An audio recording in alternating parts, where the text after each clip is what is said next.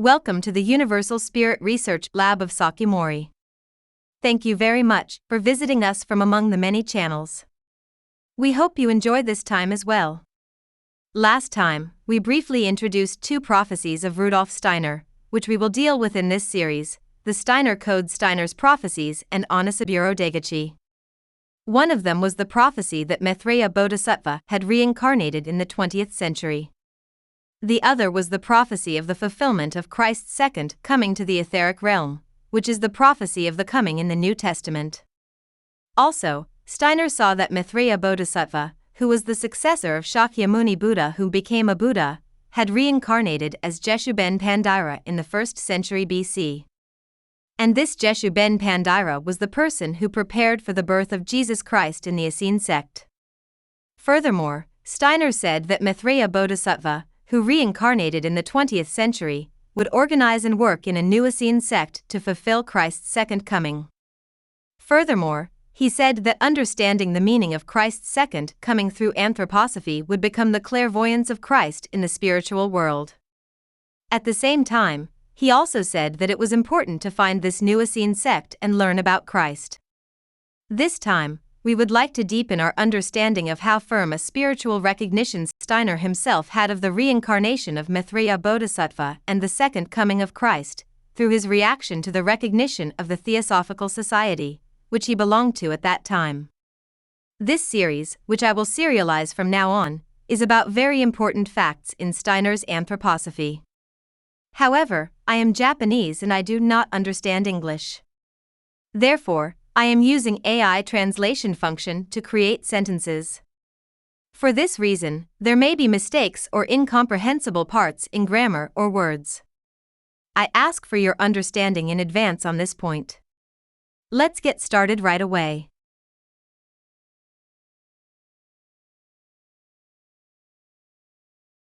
Then, in 1901, when he turned 40, he began to publicly speak about the spiritual facts he had experienced one after another. This is said to be because he kept the words of a spiritual leader he met when he was 21 years old, in 1882. In fact, Steiner struggled with spiritual trials around the age of 38, 1899, and at the same time, he became an initiator before the age of 40, gaining an even deeper awareness of spiritual facts. Against this background, Steiner began active lecture activities at the age of 40, accepting requests from groups such as the Coming Ones, Theosophical Society, and Giordano Bruno Alliance. Then, in January 1902, he joined the Theosophical Society, and when the Theosophical Society German branch was established in October of the same year, he was appointed as the Secretary General at the request of the association headquarters. One of Steiner's representative works, Theosophy, written in 1904, is named after his lecture activities while he was a member of this association.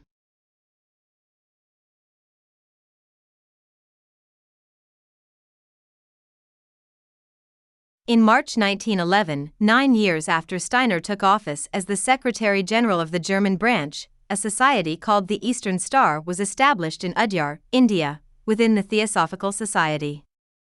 The Eastern Star was formed with the then 16-year-old Indian boy Jiddu Krishnamurti as the world leader, especially as the vessel of the reincarnated Maitreya Bodhisattva, and it became a new activity field of the Theosophical Society. In fact, Krishnamurti himself is said to have seen Lord Maitreya and Master Kuthumi in 1910 and 1922 through meditation. However, Steiner was convinced that such activities were entirely due to spiritual errors, based on his own spiritual insights. Also, because he feared the spiritual harm that would arise from it, from 1909 to 1911, he intensively lectured on themes such as Buddha and Christ, Buddha and Maitreya Bodhisattva, and Christ's appearance in the etheric world from the esoteric and traditional viewpoints inherited by the Rosicrucian order.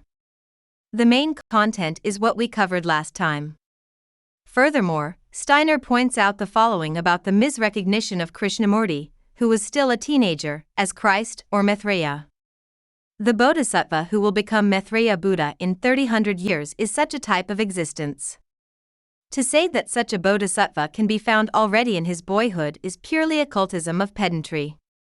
Such an existence reveals its own nature from the age of 30 to 31. He appears before the world with his own power, and it is a mistake for someone to try to show the figure of a bodhisattva to him before he is 30. Such mistakes have occurred many times. For example, in the 17th century, Sabbatai Zevi of Smyrna declared that he was the reincarnation of the Savior Christ, and many people from various European countries went on a pilgrimage to him. Today, it is common not to like to recognize something as a genius, but on the other hand, there is also a trend to deify a certain person authoritatively from spiritual laziness. Anthroposophy has nothing to do with authoritative faith. I am only talking about what I could clarify as a result of my own spiritual quest. I want you to confirm the content of my talk, not because I said it, but in light of history and especially your own experience. In an age of knowledge like today, it is not appropriate to appeal to faith. I would like you to examine my talk through your intellectual thinking ability. Once again, I repeat, in the 20th century, the Bodhisattva does not let someone tell him that he is the future Maitreya Buddha, but stands before the world with the power of his own words.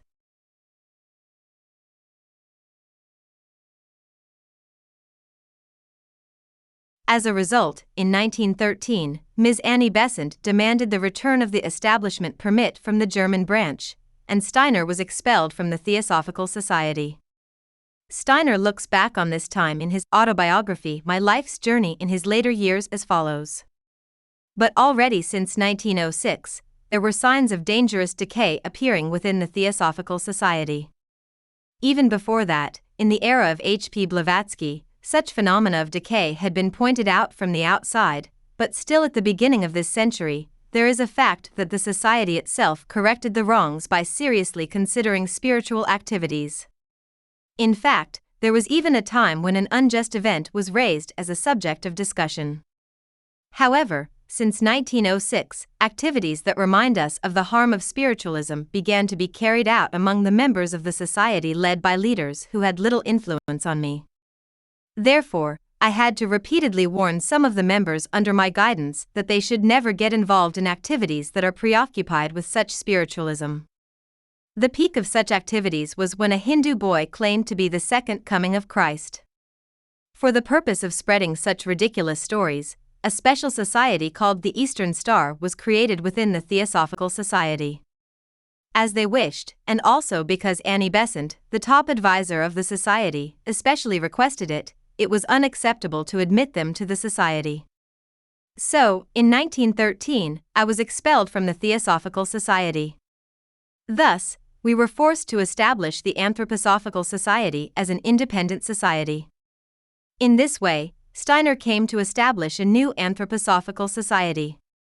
On the other hand, the Eastern Star, which was established in Udyar, India in 1911, was disbanded by Krishnamurti's declaration of dissolution of the Star Order under the presence of Annie Besant on August 3, 1929.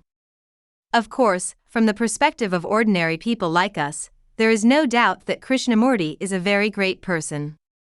However, in the end, he did not engage in activities expected as Maitreya Bodhisattva or a world leader, which proved Steiner's view.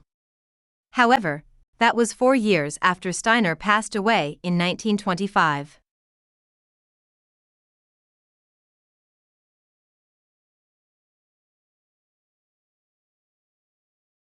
Finally, in addition to Steiner, there were spirit communications that indicated the proximity or ongoing occurrence of the second coming of Christ around that time. Allan Kardec, born in France, recorded the following communication with a spirit in 1866. Various events are unfolding rapidly. Therefore, let us no longer say, that time is approaching, but rather, let us say, that time has come. However, everything prophesied in the Gospels will indeed come to pass. In fact, it is already unfolding. You will eventually come to know this. But rather than interpreting these signs superficially, you must delve into their deeper meaning. This is the Spiritual Teachings by Automatic Writing of William Stainton Moses, who was a priest of the Church of England. At that time, he stated that Jesus Christ was summoning angels to cleanse the accumulation of mankind's erroneous beliefs and push forward new revelations. He spoke as follows. Question: I have heard similar stories in other spiritual worlds. Is this the second coming of Christ?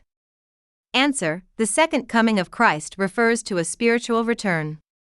It is not a rebirth in the flesh as humans dream of. It is a return in the sense of speaking to those who have ears to hear through the mission. Next is George Vale Owen, who was a clergyman of the Church of England and one of the most famous spiritualists in the early 20th century.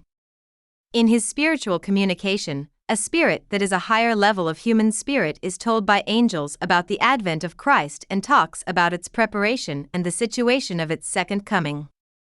But the thought that governs our entire life, what we were involved in, what never left our hearts for a moment, was the advent of Christ and the preparation for the upper level. Wherever we went, we could see it. Sometimes, friends gathered to talk in detail about the changes in brilliance due to the approach of Christ.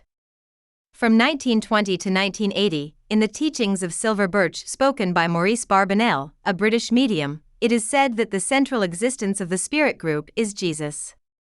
Question: I have seen many examples where plans are made in the spirit world and implemented in the earthly world. How is this done? Is there a central planner who organizes everything? Answer: there are several spirit groups in solidarity, and each group has a leader. The one who is in charge of the overall command is Jesus of Nazareth, who is still involved in the business for the development of the earthly world. Grace Cook, a British medium, communicated with the spirit of White Eagle. According to the spirit of White Eagle, the one who spoke in response to Jesus was the Christ Spirit, the Son God, which is perceived as a common understanding with Steiner. And about healing, it is also said as follows. The God who appeared through Jesus said this: I am the resurrection and the life. If a person seeks Christ the God who is the Son Spirit who is the life of this world, there is the root cure for the disease. God is life. It is life force. It is the Spirit that gives life. God flows into the etheric body through the human heart and soul. In this way, not only Steiner, but also the preparation and salvation by Christ and Jesus were reported by spiritual communication.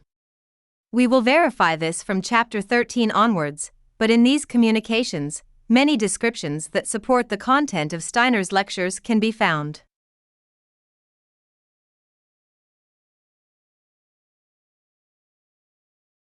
As mentioned above, in the second episode, we delved into the fact that the world leader recognized by the Theosophical Society was different from Maitreya Bodhisattva and Christ, as recognized by Rudolf Steiner. Also, due to this, Steiner was forced to leave the Theosophical Society. And his belief in this recognition remained unchanged throughout his life. In the next episode, I would like to discuss what kind of activities Onisaburo Daigachi in Japan was doing at that time. Thank you very much for watching until the end.